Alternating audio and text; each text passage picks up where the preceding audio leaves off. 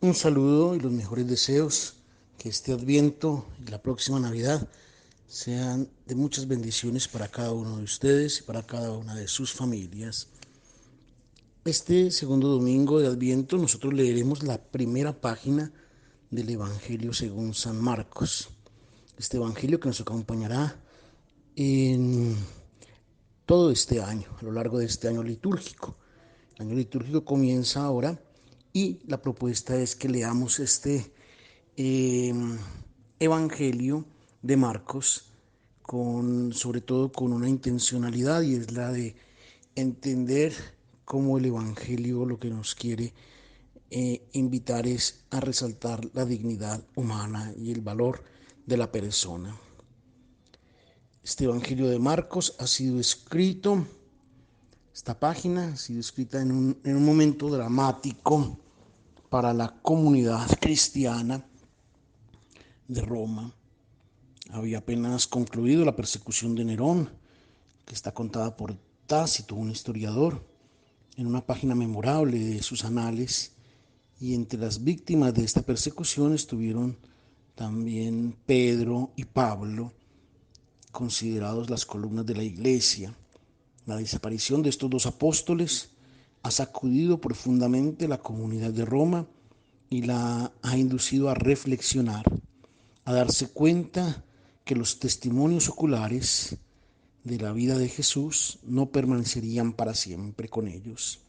Y han comenzado a ponerse el problema: ¿cómo podrá el mensaje del Evangelio anunciado por los apóstoles mantenerse íntegro, incluso cuando estos lleguen a faltar? ¿Cómo evitar el peligro que algunos modifiquen el mensaje dejado por Jesús de Nazaret, añada cosas o corte pedazos? ¿Cómo mantener puro este mensaje? Esta comunidad herida han dejado los apóstoles ya para tener una consistencia y el mensaje poder comunicarlo, ha encargado a Marcos, una figura eminente de la comunidad, porque había sido un intérprete de Pedro y después había dedicado toda su vida al Evangelio. Leamos entonces cómo es que comienza su relato. Marcos 1:1. Inicio del Evangelio. Es un poco extraña esta manera de empezar a escribir un libro, sobre todo en aquella época. ¿Qué necesidad tenía de avisarle a los lectores, la comunidad cristiana: miren que estoy por iniciar a escribir el Evangelio? No es este el significado del primer verso del Evangelio de Marcos. Si nosotros examinamos atentamente los términos empleados por él, nos damos cuenta que de una vez que el mensaje que nos quiere comunicar es, no es del todo banal. La primera palabra que emplea, inicio, principio, en griego arge, no es escrita por escribirla. Arge es una palabra con la cual comienza la Sagrada Escritura. En el principio, en el inicio de todo, Dios ha creado el cielo y la tierra. Y también Jesús, en Arge, en Jologos, también el Evangelio de Juan, Porque Marcos, ¿para qué Marcos retoma este término? ¿Por qué? Es propiamente porque quiere hacer referencia a este inicio. Allí hay una nueva creación, la creación del mundo. Este mundo que después ha perdurado por tanto tiempo y en el cual han sido cometidas tantas maldades de los hombres, tantas injusticias, tantas guerras, tantas violencias de todo tipo. Hay una nueva creación. Eso es lo que Marcos quiere resaltar. De este mundo anterior, todos estaban cansados, todos no podían seguir más adelante. Maldad donde fuera que estuvieran se percibía. La espera que surgiera, la espera era que surgiera finalmente alguna cosa realmente nueva, diferente. En Israel, por ejemplo, los profetas se dirigían a los pobres de la tierra, aquellos que habían regresado del exilio de Babilonia y que eran maltratados y humillados. Estos profetas levantaban a estos pobres con las promesas de Dios. Dios está por crear nuevos cielos y una nueva tierra donde reinará por siempre la justicia. Recurriendo al término inicio, Marcos quería darle a los cristianos de su comunidad y a nosotros hoy esta novedad, esta nueva esperanza. Estoy por contarles cómo ha tenido inicio el mundo nuevo que nosotros esperábamos y que hoy nosotros vemos germinar y crecer en nuestra comunidad. El segundo término es evangelion en griego, evangelion, que es el inicio del evangelio. Cuando nosotros hablamos de evangelios, entendemos los 4 libros que han sido escritos por Mateo, Marcos, Lucas y Juan. Pero al tiempo de Marcos no estaban escritos los 4. Incluso cuando después se escribieron, no los llamaron evangelios. El primero en llamarlos así ha sido Justino, en el año más o menos 165, cuando escribió su primera apología. Habían pasado más de 100 años de cuando fueron escritos, más o menos unos 100 años cuando fueron escritos, cuando Marcos escribe el Evangelio. Antes estos 4 libros eran anónimos, no tenían títulos. ¿Qué entendía Marcos con el término Evangelio, inicio del Evangelio? Es una palabra griega, Evangelion es una palabra griega bien conocida en el mundo antiguo y la habían empleado muchos escritores, entre ellos Homero. Significa simplemente bella noticia o buena noticia, anuncio gozoso. Cuando la gente escuchaba una noticia que suscitaba gozo, decía: hemos escuchado un evangelio. Esta gozosa noticia podría ser de carácter público. Cuando vencían en una guerra, llegaba la noticia que habían vencido, entonces habían escuchado un evangelio. O tal vez noticias de carácter privado. Se sanaba una persona, recibían esta noticia, decían: he escuchado un evangelio. Más importante todavía era el uso del término evangelio de parte de los emperadores. ¿Qué hacían los emperadores cuando subían al trono?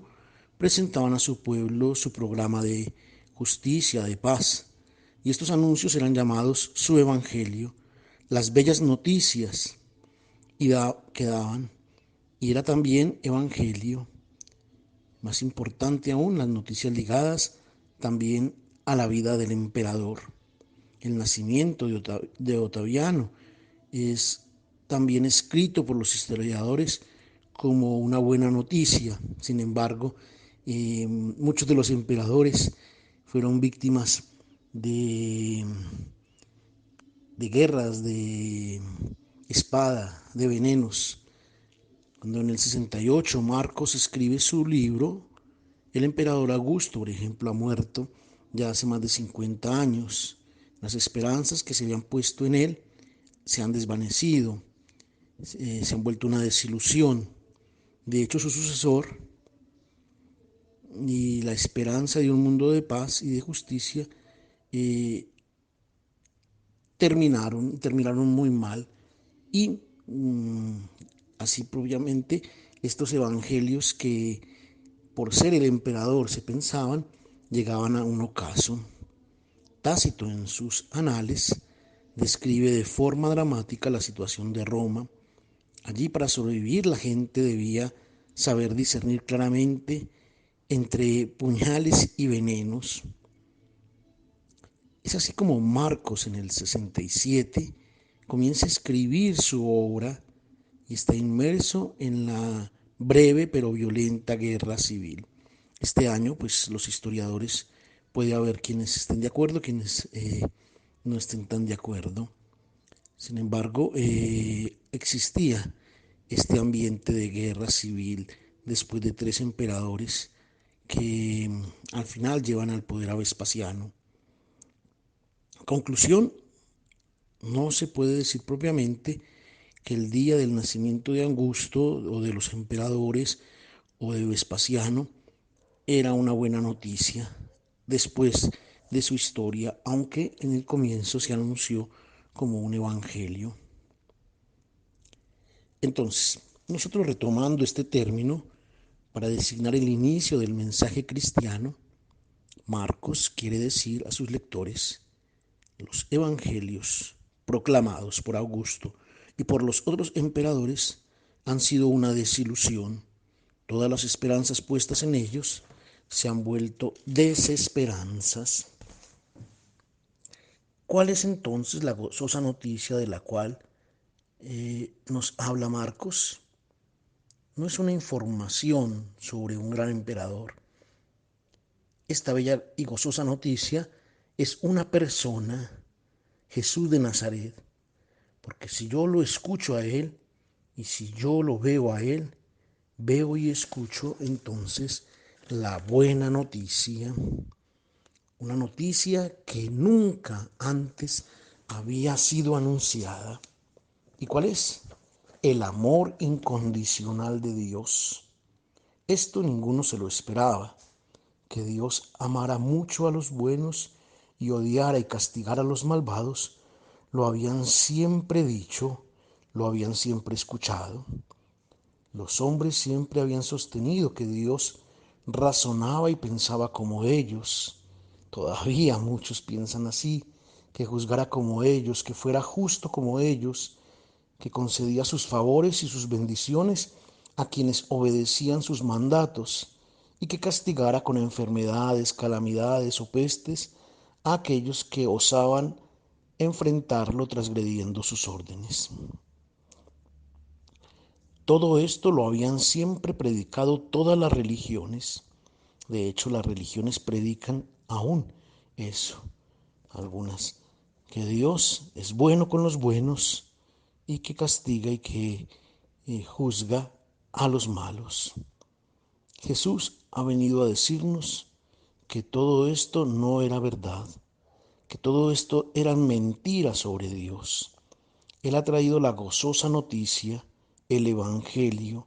Nos ha dicho que Dios envuelve en su amor y colma de ternura y bendiciones a todas las personas, a los que son buenos y a los que son malos, o mejor, a los que son buenos y a los que son menos buenos. Él ama gratuitamente siempre, porque todos son sus hijos. Esta bella noticia no la había dado antes nadie, ni después nadie. Ninguna religión había jamás anunciado esta noticia sobre Dios. Este es el Evangelio, el rostro bello de Dios, que nosotros vemos resplandecer en el rostro de Jesús de Nazaret. Cuando nosotros lo vemos a Él, nosotros vemos la belleza de nuestro Dios y Jesús de Nazaret. Y Marcos le da 2 títulos. Leámoslos también, estos 2 títulos en este primer verso. Seguimos leyendo solamente el primer verso. El primer título que Marcos confiere a Jesús es Cristo, Christos en griego, Mashiach en hebreo, Mesías, que viene del verbo Mashah, que significa ungir. ¿Cómo es que Jesús es llamado entonces el Mesías, el ungido? En Israel eran ungidos con aceite los reyes y los sacerdotes. ¿Qué era lo que significaba este rito? El aceite penetra. Si cae una gota de aceite en un vestido, este lo penetra bien, no como el agua que se remueve, queda impregnado el vestido. Este rito indicaba la comunicación, la penetración, la encarnación de una fuerza divina en aquellos que estaban llamados a desarrollar una función que requería capacidades superiores a la de todos los mortales. El sacerdote debía ser mediador entre los hombres y Dios, y le debía ser comunicada una fuerza, un espíritu especial que venía del cielo, el rey que debía guiar un pueblo a administrar la justicia en nombre de Dios, era llamado a recibir el Espíritu del Señor, es decir, a ser ungido de este Espíritu que debía penetrar en él. Ahora bien, Marcos nos dice: Jesús es el Cristo por excelencia, el ungido por el Espíritu del Señor. En él el Espíritu está presente en plenitud, está colmado por naturaleza del Espíritu del Señor, de esta vida divina que Él después ha venido a traer al mundo y a comunicar también, no solo a los sacerdotes y reyes, sino a donar su espíritu a toda persona. El segundo título es Hijo de Dios.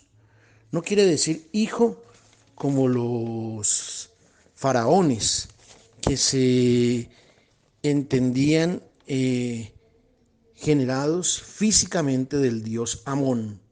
No, en la cultura semita, hijo más que generado por significa semejante a. Un padre reconocía a su hijo cuando éste se le asemejaba, no tanto en el aspecto físico, sino cuando reproducía su mismo carácter, cuando actuaba, cuando hablaba, cuando dormía, cuando caminaba y se parecía a él. Pero sobre todo, cuando tenía sus mismos valores, su mismo carácter, aquel que él le había cultivado durante su vida. Si, por ejemplo, un padre era una persona leal, atenta, honesta, con los ideales sublimes, y después el hijo era un ladrón descarriado, la gente decía: no es su hijo, no se le parece, no, eh, no lo, no es, no es su padre, no. Sí, tal vez lo habrá traído al mundo él, pero no es su hijo.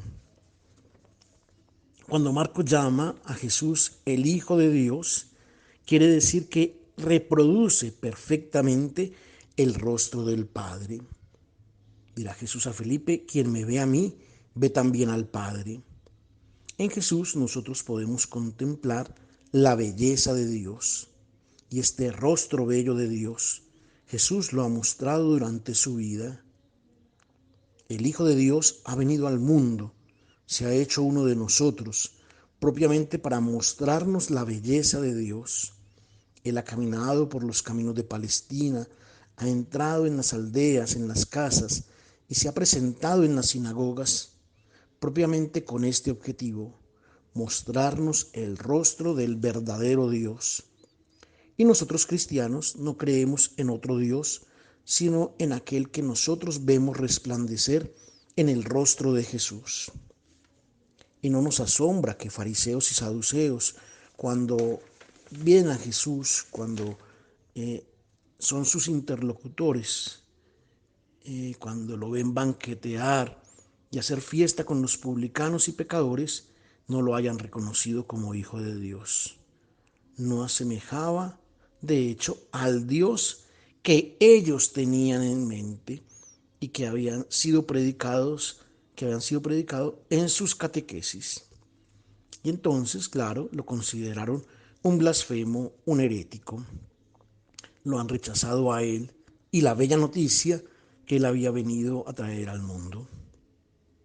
Pero pongamos atención, porque también hoy, incluso entre los cristianos, hay todavía muchos que les cuesta demasiado aceptar este rostro bello de Dios, que acepta a los publicanos, que come con los pecadores, que trata a los malos igual que a los buenos.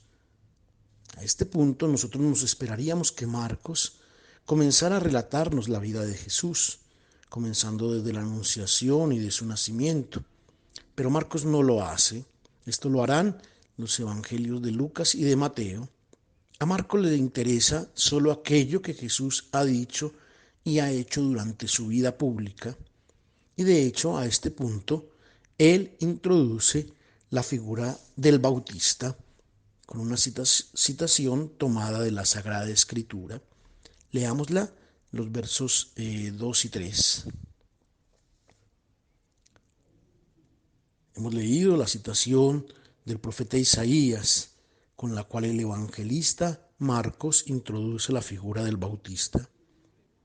¿Quién era este Isaías del cual habla el texto evangélico? Era un profeta que vivió en Babilonia en el sexto siglo antes de Cristo. Nuestro texto lo llama un ángel enviado del Señor con la tarea de preparar a los deportados a acoger al liberador. El Señor quería venir a liberarlos de la tierra de la esclavitud.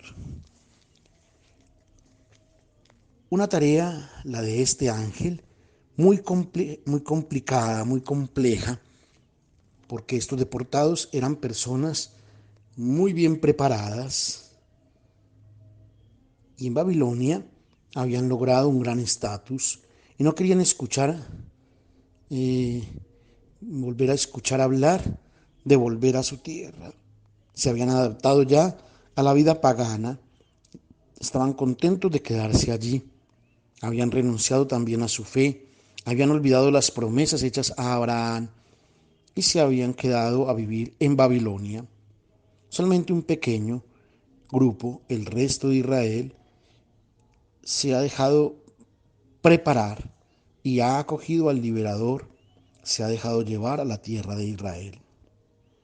En este ángel que ha predicado a los esclavos de Babilonia, a los pobres, a los que decidieron regresar, el evangelista Marcos ha visto la imagen del Bautista y lo ha llamado ángel, enviado del Señor, para preparar al pueblo a acoger al Señor, que quería venir a liberarlos.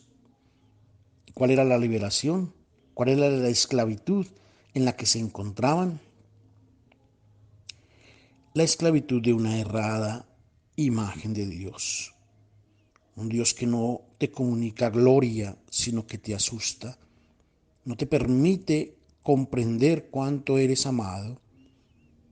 Quería venir a liberarlos de esta imagen. Era necesario de un ángel que preparara al pueblo para acoger al liberador, a liberarlos de una imagen de hombre falsa.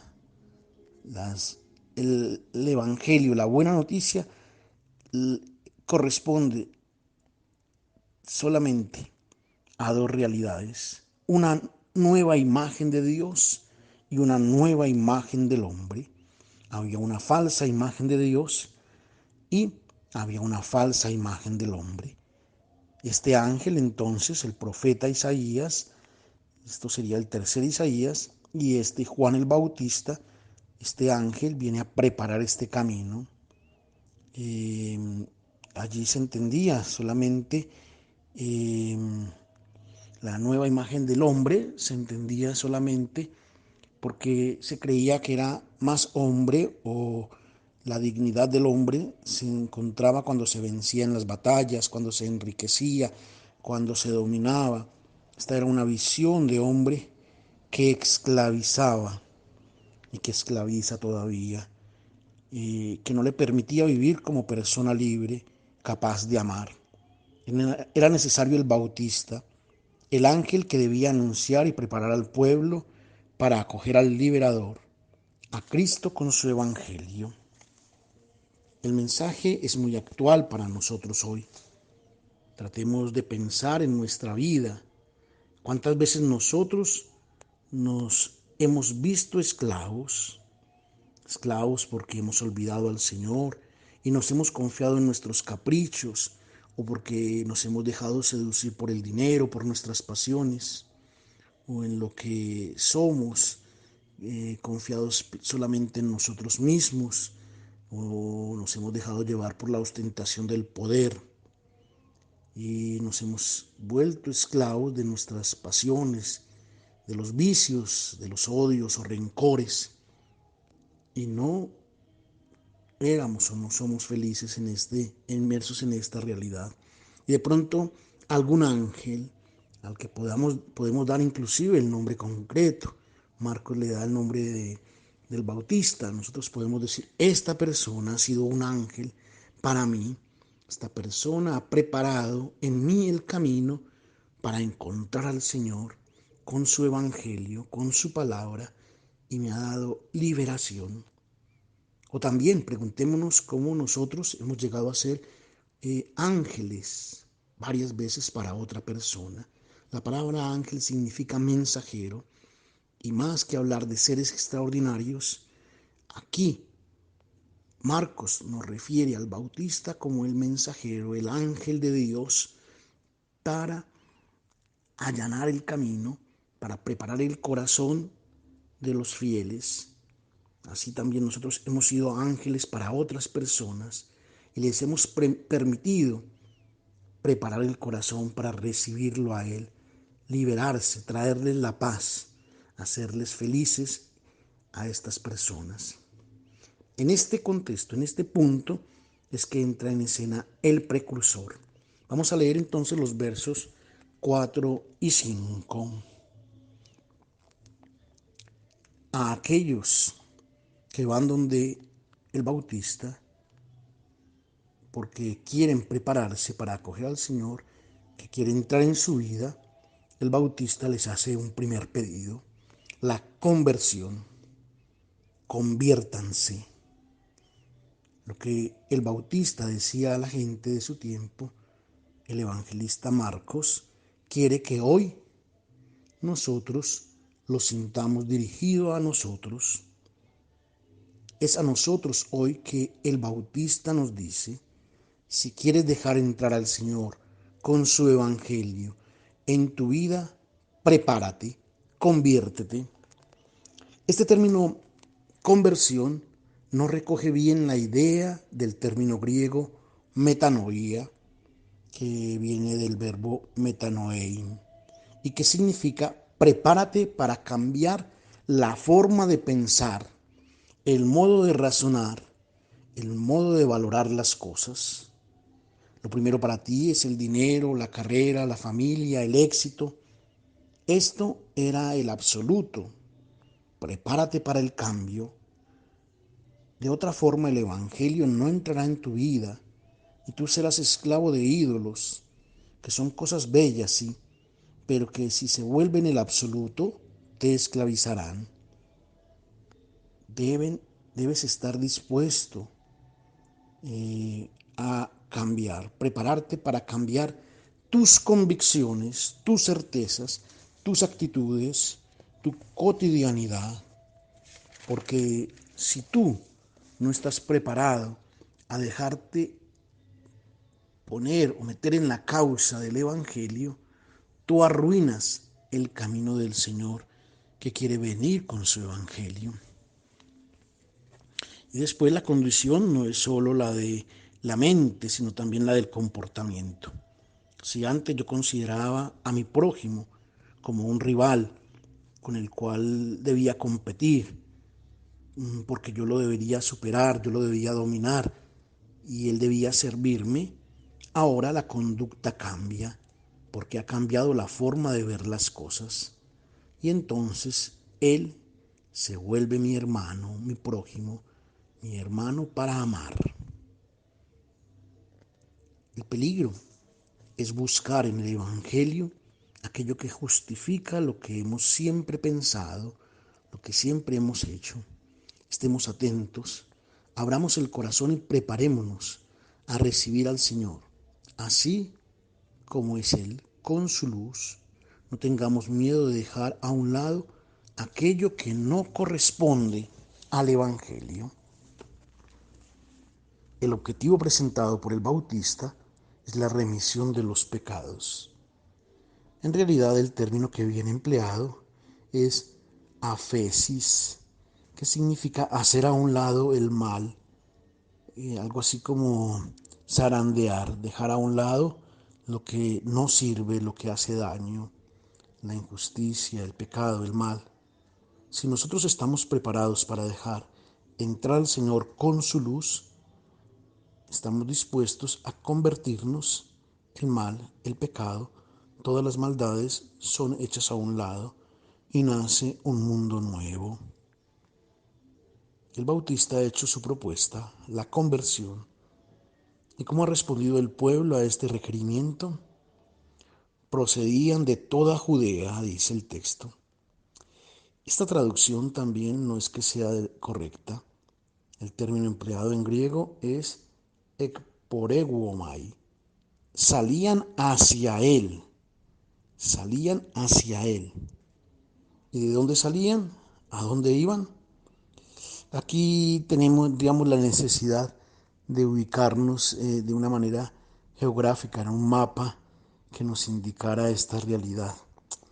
Entonces, pues por la complejidad, pues digamos que el Bautista se encontraba en la orilla oriental del río Jordán, que era el que delimitaba el límite entre la tierra santa y la tierra pagana, la tierra de esclavitud.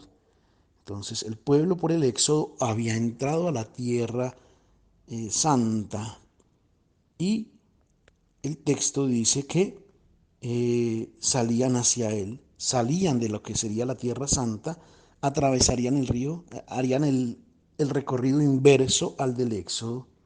La gente debía hacer un éxodo al contrario, digámoslo. Debía entrar en tierra pagana. Lo que Juan el Bautista quería decir entonces es, no son libres. No porque hayan entrado en la tierra prometida son libres. Son todavía esclavos de sus ídolos. Deben revertir el éxodo. Atravesarán el Jordán. Esto es, reciban el bautismo y acogerán a un nuevo Moisés que los introducirá en la tierra de la libertad. Leamos ahora cómo el Bautista se ha presentado a esta gente y qué han dicho de él. Leamos los versos 6 al 8. ¿Por qué Marcos se detiene a decirnos cómo y qué comía el Bautista, cómo es presentado? Estaba vestido de piel de camello, con un cinturón de cuero ceñido a la cintura. Bien, no se trata de ningún vestido especial, es lo que hay que decir.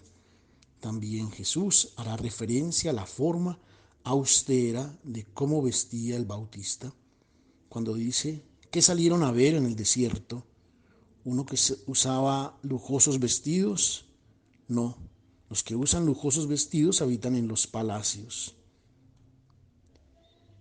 Podríamos decir que este es un buen mensaje, un mensaje actual para algunos cristianos que llevan o piden que se lleve ropa de marca, vestidos ostentosos. Si bien es un buen mensaje, pero no es este el mensaje que Marcos nos quiere dar.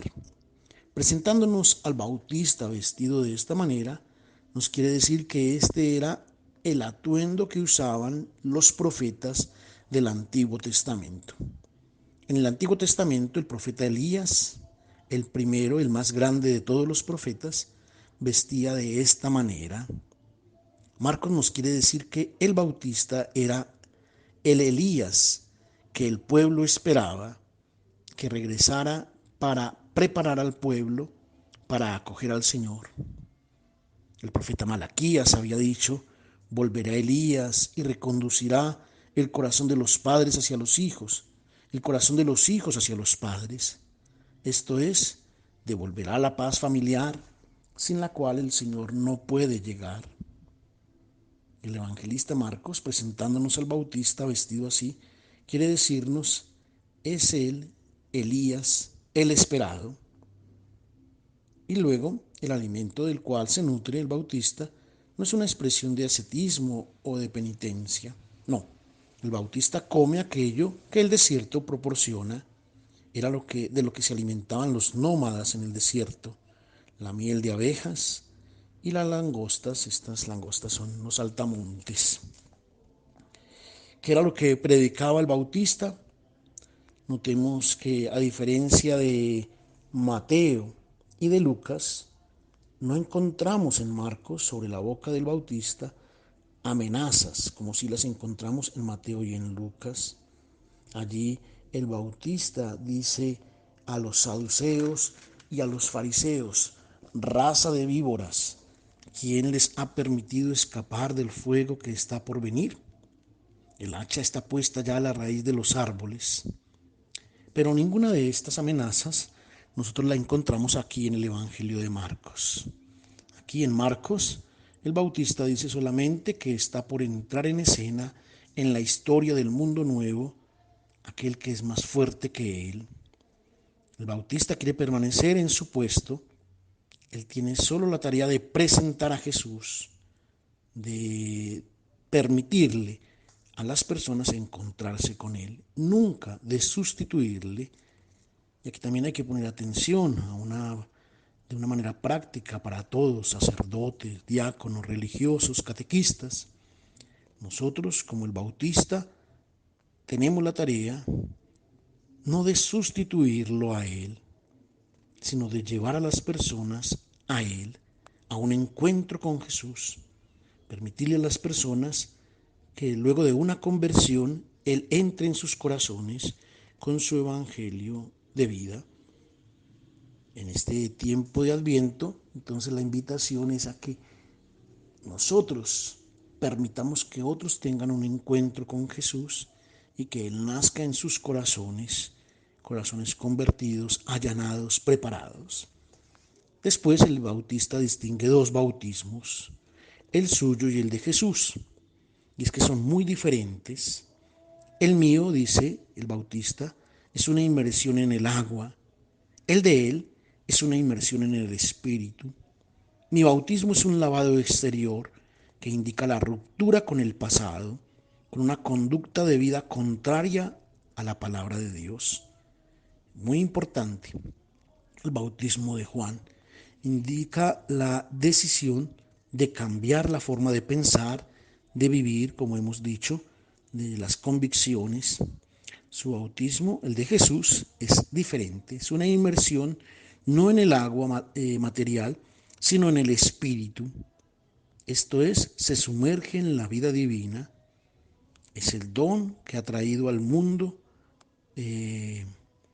la vida del Eterno, el don de la vida eterna, la vida del Eterno en nosotros, aquella vida que no será nunca tocada por la muerte biológica. Marcos quiere decirnos, prepárate a acoger este don, el bautismo en el Espíritu, la inmersión en la vida divina. Preparémonos con una auténtica conversión de corazón para el nacimiento del Salvador en nuestros corazones. Un feliz domingo, una feliz semana para todos.